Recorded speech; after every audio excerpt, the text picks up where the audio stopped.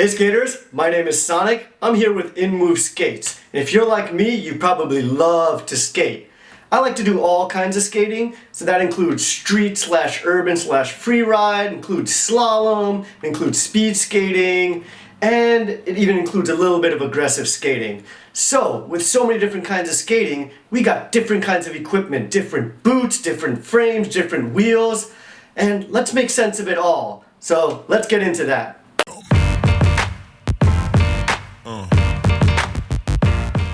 Let's start off with different kinds of boots for your skates, and depending on the kind of skating you do, you're going to use a different boot. So a very common boot used by many skaters is like a freeride / urban / recreational boot. And this is kind of like your rollerblade twister or your FRX FR1 from FR/Seba, and then you got your next model from Power Slide. So kind of a model there that covers everything, but isn't really specialized.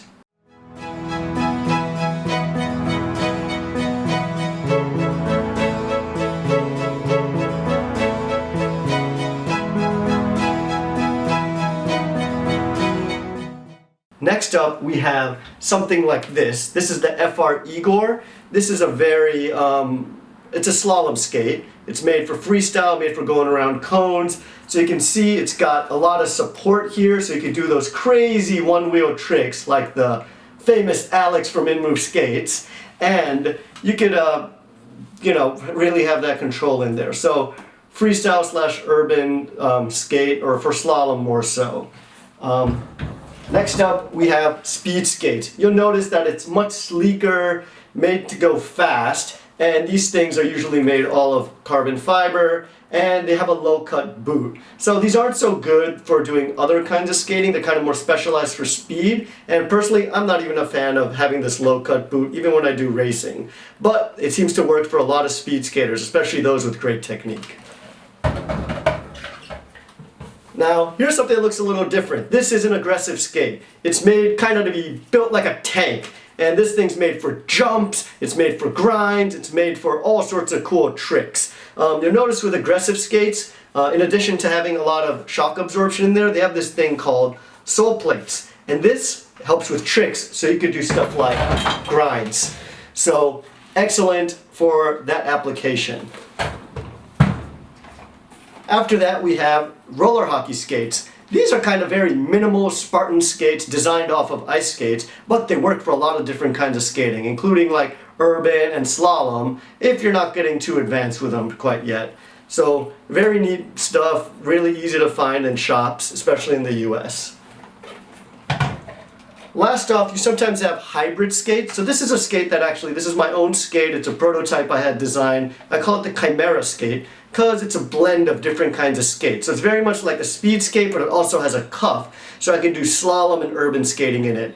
For a skate similar to this, you can check out the Seba Marathon, which is highly recommended by many of my friends. Now, in addition to different kinds of skates, you have the material of the skates. So lower end, less expensive skates, they tend to use plastic shells, and which are kind of have more padding, they're heavier, but they don't cost as much. And then on the higher end skates, especially speed skates, you have carbon material all around, and especially for high-end slalom skates, also carbon fiber. This material is great because it's super stiff, super responsive, and gives you really great performance. It also costs a little more, so something to consider in terms of materials and price. Now before we start talking about frames and wheel configurations, we need to talk about how the boots and the frames attach to each other, because there's a few different standards by the way they connect to each other, and we call these mounting systems. So you can see here that the boot and the frame, they attach to each other with these bolts here, and that's one style of mounting system. And we'll go through each of them now.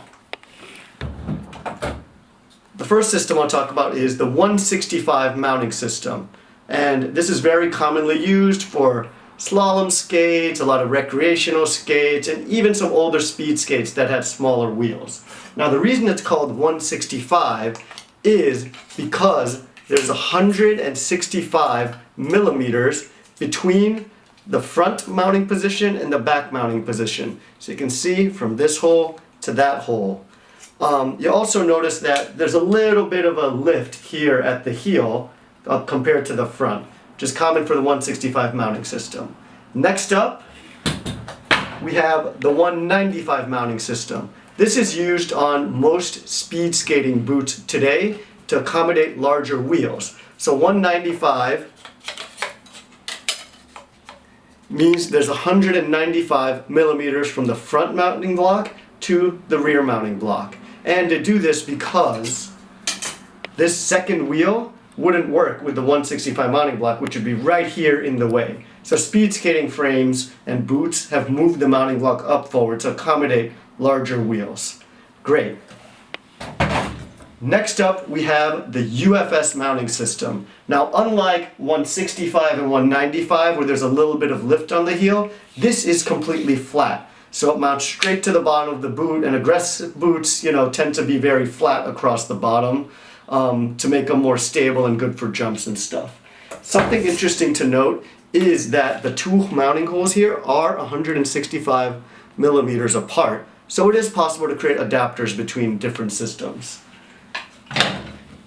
Next up, we have the Trinity system. This system has 1, 2, 3 mounting points instead of 2, which is what all the other ones had.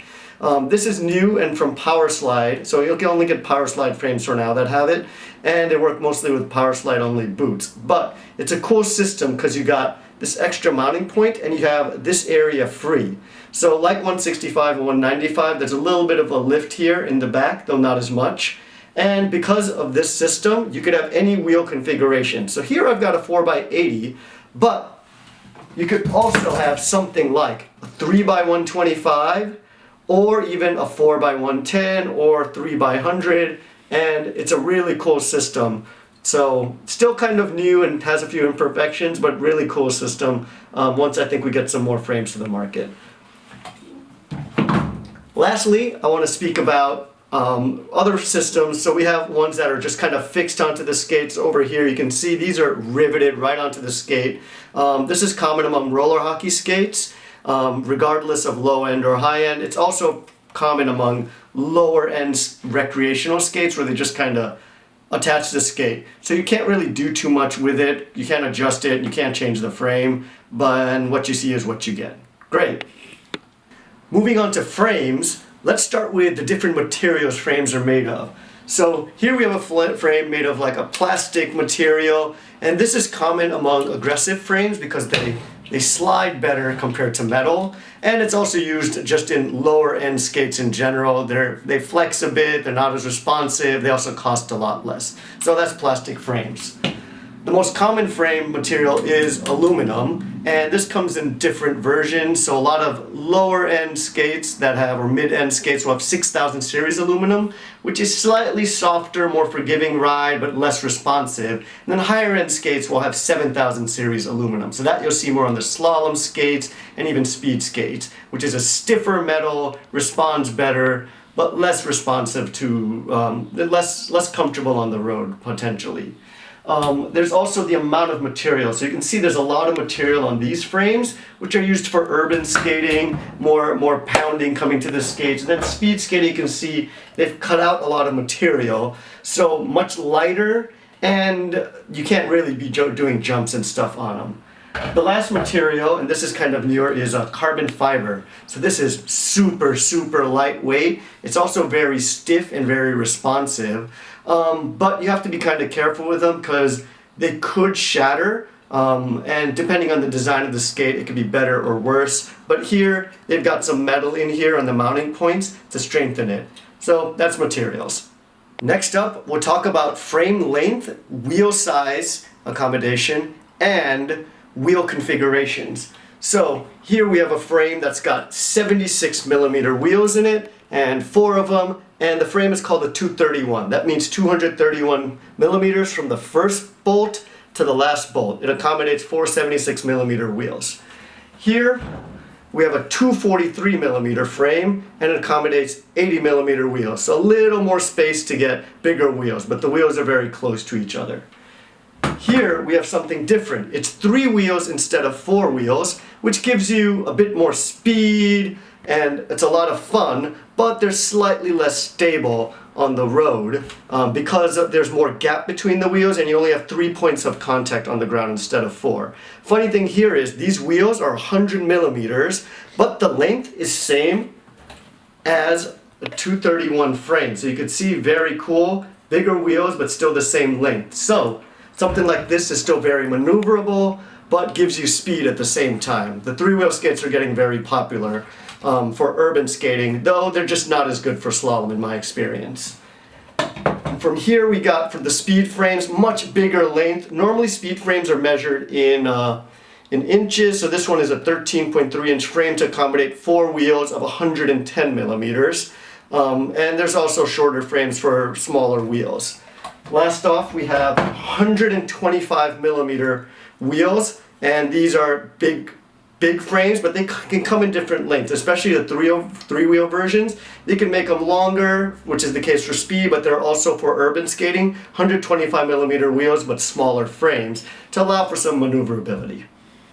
Now let's talk about some wheel configurations on the boots. So we're going to talk about something called flat, rocker, and anti-rocker.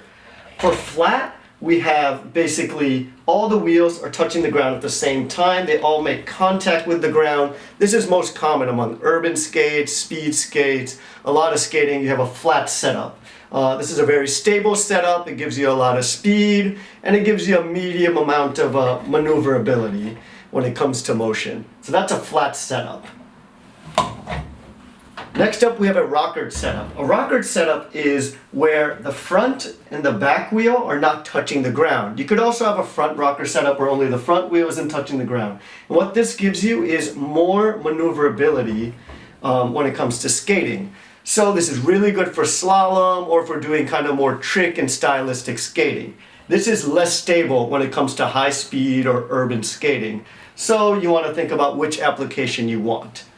If you're like me and you like to do both flat and rockered skating, then there are some skates that come with these special bolts, and you can see it's offset here. So the center of the bolt is up here if you want, say, one setup, and then you can move it down to this other setup. So it's a 2-piece axle, and that goes right into the frame, depending on the model of the frame. It's a very cool option for those who want to do both. Next, we have something called an anti-rocker setup. So for aggressive skates, where rockering might be smaller wheel on the front and larger wheel in the middle, for aggressive skates, they have a larger wheel on the end and a smaller wheel in the middle. This makes the skates more stable and less likely to turn when you land, but it also means with a smaller wheel here, which tends to be a harder material, you got more space to do grinds and less likely to catch your wheels when doing things like that. One other thing to note is some wheel configurations will give you a flat setup but still have different wheel sizes, and we call that a high-low setup. In this case, there's two 76 millimeters here and two 80 millimeters here, but these two bolts are actually lower by a couple millimeters, so they all line up on the ground. That's called a high-low setup. The advantage is it lets you get the skate closer to the ground to get a little more stability and maneuverability. So this is very common on roller hockey skates. You'll also see it on some speed skating frames. In this case, they got 100, 100, 100, but only a 90 over here. So you can see that this bolt is a little lower than the others, and there's space over here. So it's still a flat setup, but you get a lower center of gravity for more control in skating. Let's talk about wheels. Now, the first thing you'll notice is wheels come in all sorts of different sizes. So you got something as little as 47 millimeters, which is used when anti-rockering aggressive skates, and you got something as big as 125 millimeters, which is used for speed and distance skating. And in between we have 110, 100, 80, and 60, and then even more sizes in between there. Now, commonly aggressive skates use smaller wheels, urban skates use something in between, and speed skating you use bigger wheels. So those are your sizes. Smaller wheels respond a little better, they're more maneuverable, and bigger wheels roll faster. So there's your trade-off with your wheel size. The next thing to talk about is the shape of the wheel. So we come in different sizes and in different shapes. So here we have something that's more, we call a bullet profile, very typical for speed skates and recreation skates. If you're doing slalom, you can have something that's even a little more rounded so you can get more on the edges and stuff. And for aggressive skating, you tend to have something that's very flat.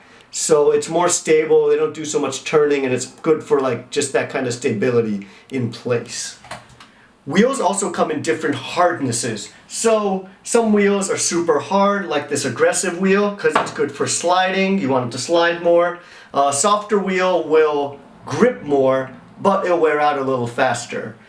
So for, say, skating in the rain, you might have something like this, which is an MPC Storm Surge wheel. Super grippy in the rain, but it doesn't roll as well either. The harder wheels tend to roll better. The next thing is also the rebound effect. So wheels, depending on the quality of urethane, they bounce better or worse. So depending on the better the wheel, the better the rebound. So that's something to keep in mind. So you get more inertia and more kinetic energy coming out of the wheel.